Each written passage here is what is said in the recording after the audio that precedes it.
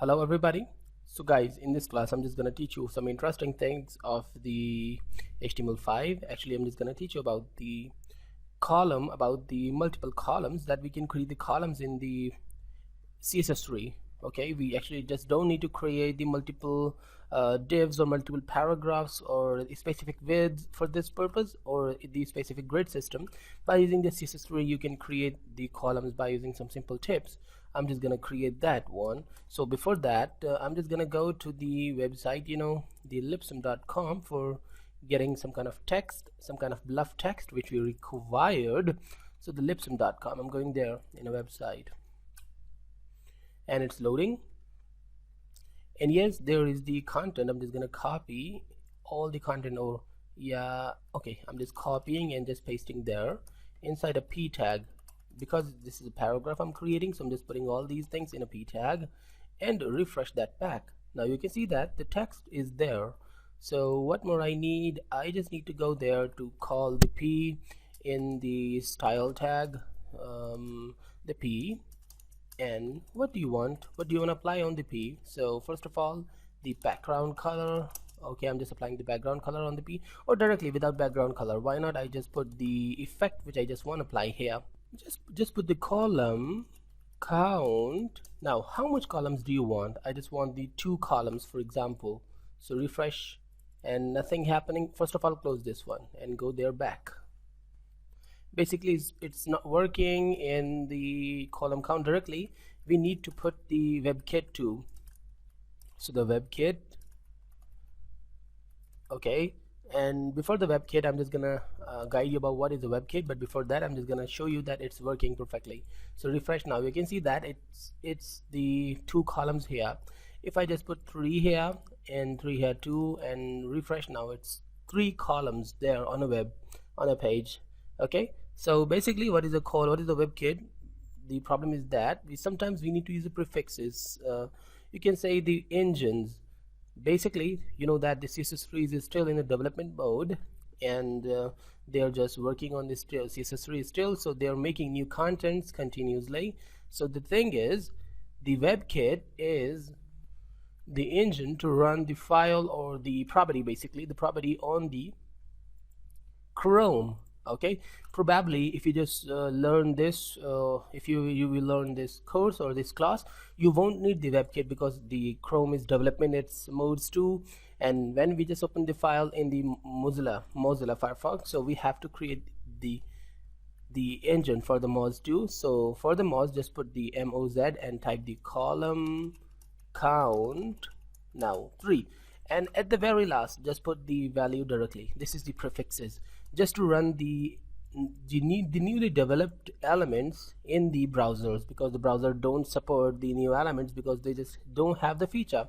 So in this case we just put the WebKit for the Chrome and Moz engine for the Mozilla, and interestingly the WebKit for the Opera, the WebKit for the Safari too.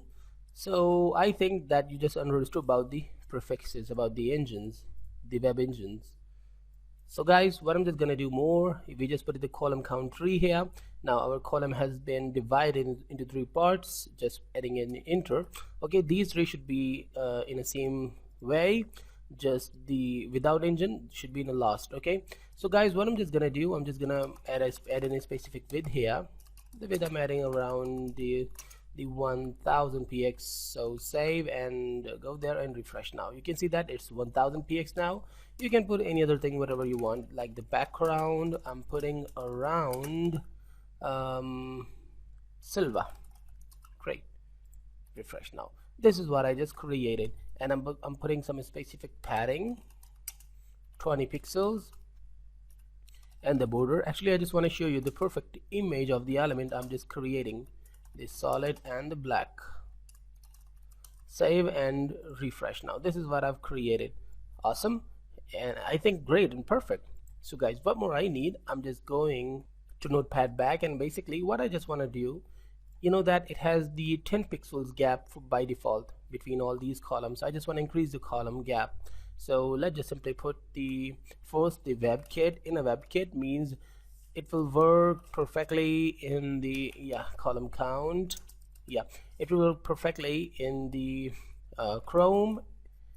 So the column gap I want around the 50 pixels. Okay, now for the Moz it won't work, this line won't work in the Chrome, but exactly we want to run the element in a Chrome too, in a Mozilla too. So the same width and same height in a pixels, and then for example in any time, for example after 2 months, 5 months, or 1 year, they will make the support for this element. So what will happen, just directly the column gap, okay, 50 pixels. So exactly there is a mistake I've done. This shouldn't be the column count, this should be the column gap, okay, and this should be the column gap exactly. Save and refresh. Now you can see that the gap has been increased. Great. If you just put the 100 pixels, so refresh now, the gap is now 100 pixels and exactly going perfect. But if you just increasing the column gap on a single element, so you should update on all of them. Now exactly this is what I just want to do. So now I'm gonna add some more features here. I'm just cutting this and pasting at the top here and remove that one and go there, and now remove extra spaces. Now here what I'm just gonna do, so for now why not I just put the specific column rule style. Okay, well we just don't have the column rule for now. I'm just putting the column rule style. Now what the column rule style do you want? I just want the solid style. So save and duplicate, remove, change this one into Moz, and this one should be blank. Interestingly, they will work on the Internet Explorer without any hesitation, without any engine. Exactly, you can see that. Well, interestingly, I think if you're a true developer, so it's really interesting news and amazing news for you that the column count, or actually the column module, works in the Internet Explorer without using any kind of engine perfectly. That is really awesome and unbelievable basically. So by the way, we just put it the column rule style as solid. We can put as dotted or dashed or whatever you want. So I'm just putting the dotted and refresh. Oh, it's not working. Just because we just applied the dotted on a single one, we should apply the dotted on all of them as I am doing, and refresh. Now it's dotted. You can put it that as that dashed too. Well, there are some more things, just like the border, the column rule width, the column rule color.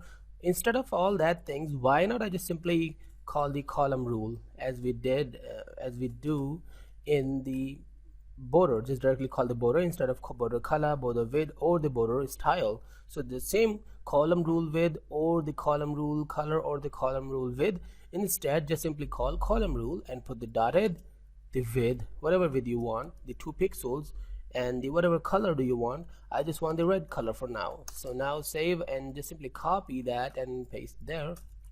Great.